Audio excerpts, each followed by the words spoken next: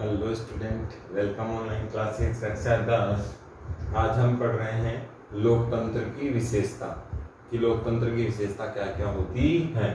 इसमें पहली विशेषता है जनता का शासन। हमने बहुत डिटेल से पढ़ा था जनता के लिए शासन क्या कहलाता है, लोकतंत्र कहलाता है। इसकी परिभाषा भी हमने देखी थी। वास्तव में लोकतंत्र की विशेषता इसलिए है क्योंकि बहुसंख्यकों का ये शासन इसमें होता है। इसमें जनता अपने मतदान के माध्यम से सरकार को चुनती है। सरकार प्रभावशाली इसलिए होती है क्योंकि उसमें बहुत सारे लोगों का सहयोग शामिल होता है, इसीलिए इसे भीड़ तंत्र भी कहा गया है। वास्तव में हमने जब इसकी परिभाषा देखी थी डेमोस प्लस क्रिटिया, तब हमने देखा था कि लोकतंत्र का अर्थ क्या होता है, वास्तव में भीड़ तंत्र ही होता है। लेकिन बाद में हमने इसका अर्थ किससे जोड़ लिया था, शक्ति से जोड़ लिया था।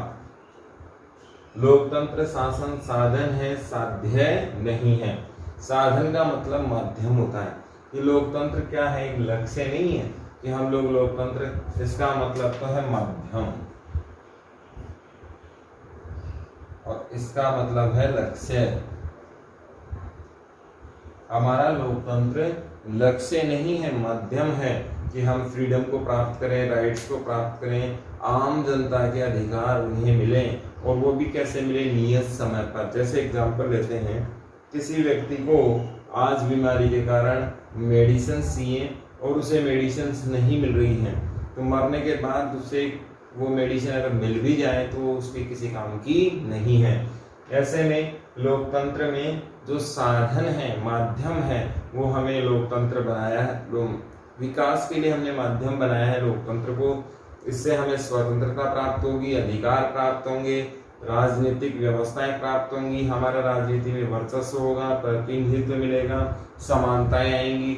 इसीलिए हम लोकतंत्र को क्या मानते हैं, माध्यम मानते हैं, साधन मानते हैं। ये विकास को बढ़ाएगा समाज में, ना कि हमारा लक्ष्य केवल लोकतंत्र स्थापित करना है।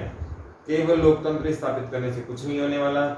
हमको लोकतंत्र को एक माध्यम बनाना है विकास के लिए, और इस लोकतंत्र के माध्यम से समाज की वो सारी व्यवस्थाएं हमें प्राप्त करनी होंगी जो समाज में स्थापित होनी चाहिए।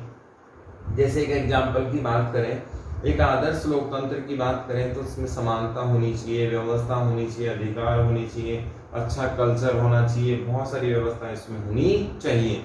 लेकिन हम पाकिस्तान की बात करते हैं, कट्टरता पाई जाती है, इस्लामिक बाहुल्य क्षेत्र है, जबरन बलात्कार होते हैं, जबरन मर्डर होते हैं, बम ब्लास्ट होते हैं, आतंकवाद है। कहाँ लोकतंत्र है? कहीं ना कहीं केवल लोकतंत्र की डींगे हाँकना सही चीज नहीं है।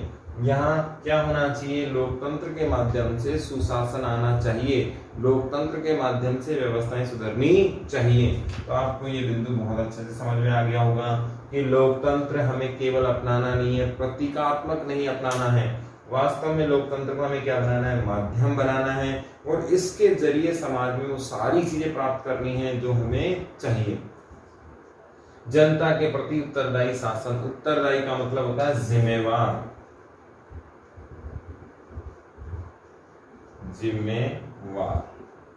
या जिम्मेदार शासन। रेस्पॉन्सिबिलिटी, इसका मतलब होता है रेस्पॉन्सिबिलिटी, यानी कि जो भी कार्य करे उसके लिए प्रति कोई ना कोई जिम्मेदार होना चाहिए। अगर हम समाज में देखें तो प्रत्येक व्यक्ति के लिए जिम्मेदारी दे दी जाए। हम गवर्नमेंट ऑफिस की बात करते हैं, गवर्नमेंट ऑफिस की बात करें तो गवर्नमेंट ऑफिस में सबसे बड़ी प्रॉब्लम क्या है, हमारे यहाँ टाइमिंग 9 से 5 का है, पहले 10 से 5 था। अब 9 बजे की बात करें तो साहब आते हैं 11 बजे, हो सकता है 12 बजे भी आ जाए। साहब के आने का टाइम क्या है, 11 से 12, 1 घंटे का लंच होता है, यानी कि 1 से 2 बजे तक का क्या हो गया, लंच हो गया। और जाने का टाइम 5 बजे का, तो 4 बजे निकल गए, तो लगभग 2 घंटे तो यहाँ गायब हैं, 1 घंटे यहाँ गायब हैं और 1 घंटे यहाँ, यानी कि काम में से कितने घंटे चले गए, सीधे ही 4 घंटे चले गए। और हो सकता है आने के बाद भी काम नहीं करें, कभी पान लेने जा रहा है कोई, कभी खाना, कभी नाश्ता, कभी किसी का कॉल, और फैमिली इश्यू भी वो ऑफिस में ही सॉल्व कर रहे हैं। तो कहीं ना कहीं जो कार्य करने की सीमा है उनकी, उस सीमा से वो कार्य नहीं कर रहे। जितनी कैपेसिटी से वो काम कर सकते थे उतनी कैपेसिटी से काम उन्होंने नहीं किया। अब इसका दूसरा रूप देखते हैं, हम गवर्नमेंट सेक्टर की जगह प्राइवेट सेक्टर में जाते हैं तो उन्हें क्या मिलता है, टारगेट, कि उन्हें क्या अचीव करना है और कितने समय में करना है। अब इन पे प्रेशर बढ़ेगा, तो ये यहाँ पर अटेंडेंस का कोई रिजर्वेशन नहीं था, यहाँ बायोमेट्रिक होगा, बायोमेट्रिक है। तो जैसे ही वो पहुंचेंगे तो कितने बजे पहुंचेंगे, 8:55 पर, और जाने वाले कितने हैं, 5:05 पर। और पूरे दिन भर में क्या किया ये किसको बताना है, बॉस को बता के जाना है, अपने सीनियर अधिकारी को बता के जाना है।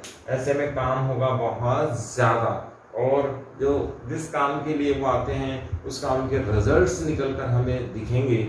ना तो यहाँ फैमिली इश्यू का काम करेंगे, ना यहाँ बहुत ज्यादा टाइम वेस्ट होगा, और टोटल फोकस किस पर होगा, काम पर ही होगा। तो ऐसे ही जनता के प्रति जिम्मेवार शासन की हमें आवश्यकता है। हमें इस सिस्टम की नहीं, इस सिस्टम की जिम्मेवारी चाहिए।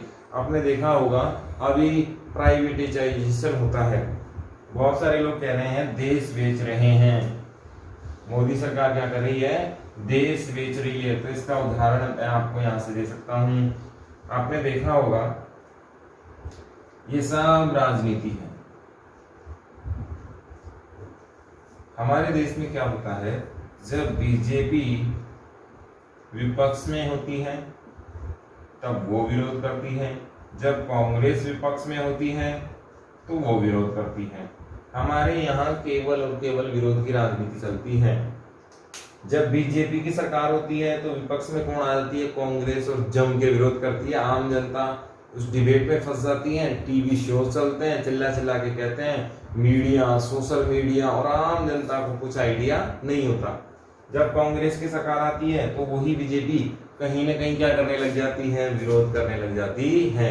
आपको याद होगा बीजेपी ने सबसे ज्यादा विरोध किसका किया था, आधार कार्ड का और एफडीआई का, और फिर दोनों ही चीजें कौन ले आई, बीजेपी ही लेकर आ गई। आपको याद होना चाहिए। कांग्रेस किसका विरोध कर रही है आज, आपको पता होगा, अकाउंट्स का, या बहुत सारे विदेशी समझौतों का, या मेक इन इंडिया का, मेक इन इंडिया का। और आपको याद होना चाहिए आने वाले टाइम में ये इसी का ही क्या लग जाएंगी, समर्थन करने लग जाएंगे। तो ये इनका केवल और केवल पॉलिटिकल एजेंडा है, केवल अपनी रोटी बनाने का काम है, अपनी सरकारें चलाने का काम है, अपना अस्तित्व बनाए रखने का काम ये लोग करते हैं। बाकी लेना देना यहाँ पर कुछ भी नहीं है। अब एक उदाहरण मैं आपको और देता हूँ कि पक्ष और विपक्ष किस प्रकार से काम करता है। भारत में यदि जिम्मेवार शासन की बात की जाए, जैसे कोई भी डील अगर विदेश से हुई, जैसे हम रफाल की बात करें, तो देश की सुरक्षा से संबंधित है। किससे संबंधित है, देश की सुरक्षा से संबंधित है। और इस संबंध में जो भी फैसला हुआ है वो किसमें हुआ है, लिखित में हुआ है। इसमें हुआ है, लिखित में हुआ है।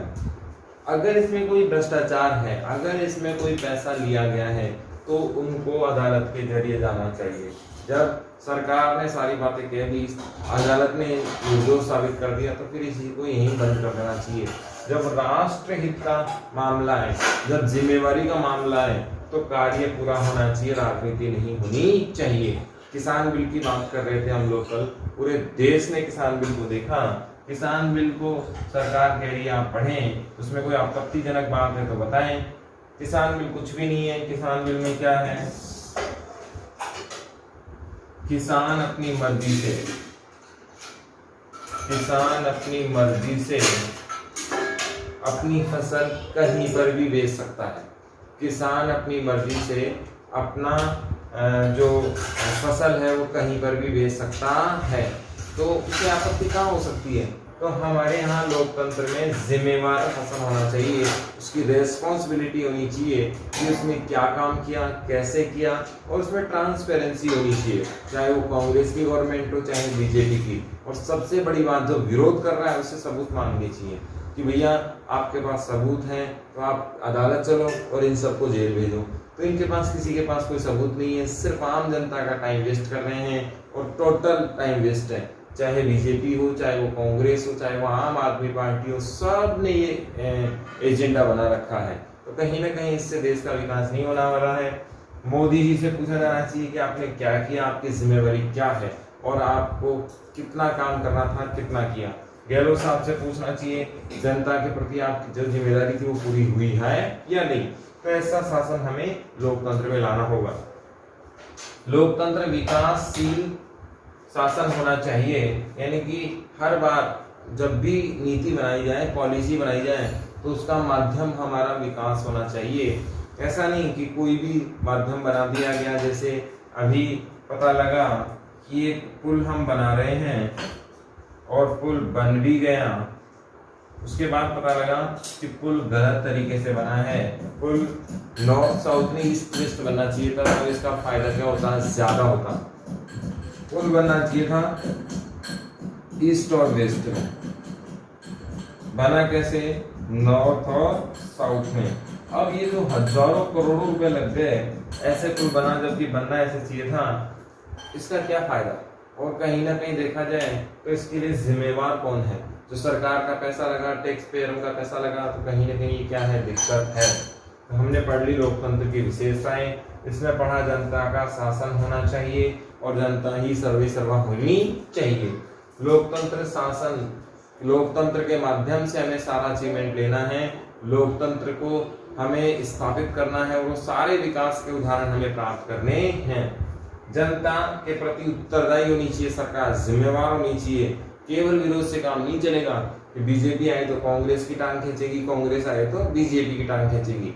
विपक्ष का कार्य है सरकार को गलत कार्य करने से रोकना, लेकिन यदि उसके पास सबूत है तो वो पेश करे, आम जनता के सामने जाए और न्यायालय में उसे दिखाए। न्यायालय का काम है न्याय करना, और यदि न्यायालय निर्दोष साबित करता है तो उस चैप्टर को फिर आगे नहीं बढ़ाना चाहिए। लोकतंत्र विकासशील होना चाहिए और शासन सकारात्मक होना चाहिए, लेकिन ये सारी चीजें हमारे यहाँ राजनीति के नीचे ढक जाती हैं। ऐसे मुद्दे बांटने चाहिए, बहुत ज्यादा इंपॉर्टेंट, मध्यम इंपॉर्टेंट और कम इंपॉर्टेंट। कम इंपॉर्टेंट और मध्यम पे राजनीति होनी चाहिए। और जिस प्रकार से हमारे, आपने देखा होगा लाइसेंस पद्धति है भारत में, कुछ चीजों पर लाइसेंस की जरूरत नहीं है, कुछ पर छोटे लाइसेंस की जरूरत है और कुछ पर बहुत भयंकर लाइसेंस की बाध्यता लगाई गई है। जैसे बहुत भयंकर, जैसे हथियार नहीं बना सकते, केमिकल नहीं बना सकते, मिसाइल नहीं बना सकते, विदेश से संधि नहीं कर सकते, इस प्रकार की कैटेगरी बना दी जाए कि इन पर सरकार का विरोध कभी भी नहीं होगा। सरकार चाहे वैसे फैसले ले सकती है, क्योंकि ये देश हित के मामले हैं, जैसे अमेरिका में होता है। अमेरिका में सीनेट में समीक्षा हो सकती है सबूत के आधार पर, लेकिन वो राष्ट्र हित के मामले पर ऐसा नहीं करते हैं। तो कहीं ना कहीं लोकतंत्र की विशेषताओं में सबसे इंपॉर्टेंट यही चीज है। इसमें अगला महत्वपूर्ण बिंदु है लोकतंत्र के प्रमुख गुण। ये भी विशेषताओं से मिलते जुलते हैं। इसमें पहला है सार्वजनिक हितों में वृद्धि। लोकतंत्र यदि हम अपना लेते हैं, आप जानते हैं लोकतंत्र में पब्लिक प्रॉपर्टी होती है, प्राइवेट प्रॉपर्टी नहीं। फोकस किस पे होता है, पब्लिक के लिए, यानी कि सामूहिक कार्य होनी चाहिए, किसी विशेष व्यक्ति के लिए कार्य इस पर नहीं होते हैं। लोकतंत्र का मतलब ही यही है कि सरकार को मिलकर बहुसंख्यक लोगों को जो बेनिफिट होने वाले हैं, समाज के बहुत बड़े हिस्से को जो बेनिफिट होने वाले हैं, वो कार्य करने चाहिए। ऐसा नहीं कि व्यक्ति विशेष को लाभ पहुंचाने के लिए नियमों में बदलाव कर दिया जाए, व्यक्ति विशेष के हितों के लिए नियमों में बदलाव कर दिया जाए, ऐसा नहीं होना चाहिए। लोकतंत्र का सबसे अच्छा या सर्वसे श्रेष्ठ गुण क्या है कि सामूहिकता से फैसले लिए जाएं, समाज के हर हिस्से से जो चुनकर आए हैं व्यक्ति, उनकी राय इसमें ली होनी चाहिए। उनकी राय यदि नहीं होगी तो उसका विरोध होगा और न्यायिक पुनरावलोकन में वो फैसला हटा दिया जाएगा। वास्तव में यदि देखा जाए तो हमारे समाज में लोकतंत्र की खूबसूरती यही है कि समाज के विभिन्न इलाकों से जो व्यक्ति चुनकर आए हैं, वो मिलकर व्यवस्थापिका में, यानी कि कार्य केंद्रीय व्यवस्थापिका हो चाहे राज्य की व्यवस्थापिका विधानसभा हो या संसद, दोनों जगह मिलकर क्या बनाते हैं, नियम कानून बनाते हैं और सार्वजनिक हित के लिए नियम कानून बनाते हैं, सबको ध्यान में रखकर नियम कानून बनाते हैं। तो लोकतंत्र का पहला गुण क्या हुआ कि जो भी फैसले हों, जो भी कार्य हों, सबके लिए हों, सार्वजनिक हित के लिए होने चाहिए। कार्य कुशलता का शासन। इसका मतलब ये हुआ कि क्वालिटी मेंटेन होनी चाहिए, हर वर्ग समाज के हर हिस्से के लिए कार्य होना चाहिए और ऐसी गुणवत्ता लानी चाहिए जिससे विकास बहुत आसानी से हो, सकारात्मक हो और हमारा जो कार्य हो उसमें कहीं ना कहीं बहुत अच्छाई आनी चाहिए। स्टेप बाय स्टेप टेक्नोलॉजी का कार्य भी उसमें होना चाहिए।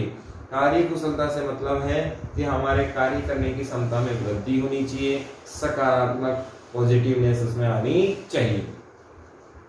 फिर सार्वजनिक शिक्षा। सार्वजनिक शिक्षा का मतलब ये हुआ कि समाज से जुड़ी हुई शिक्षा हमें मिलनी चाहिए। हमारी जो मूल शिक्षा है इस पर फोकस हमारा होना चाहिए। लोकतंत्र का सकारात्मक पक्ष जभी आएगा जब समाज का हर व्यक्ति क्या हो जाएगा, पॉजिटिव हो जाएगा, समाज का हर व्यक्ति शिक्षित हो जाएगा और समाज के कल्याण, सार्वजनिक का मतलब है समाज के कल्याण के लिए कार्य करेगा। इसको हम ऐसे भी देख सकते हैं कि सार्वजनिक हित सर्वोपरि होना चाहिए, समाज का हित सर्वोपरि होना चाहिए, इसका ज्ञान हमें देना चाहिए और ये ज्ञान यदि मिलेगा तो हमारे व्यवहार में भी समाज के हित को जोड़ लेंगे हम लोग और कहीं ना कहीं हमारा जो कार्य होगा वो समाज के हित का ही होगा। इसके बाद नैतिक शिक्षा, ये भी बहुत इंपॉर्टेंट है।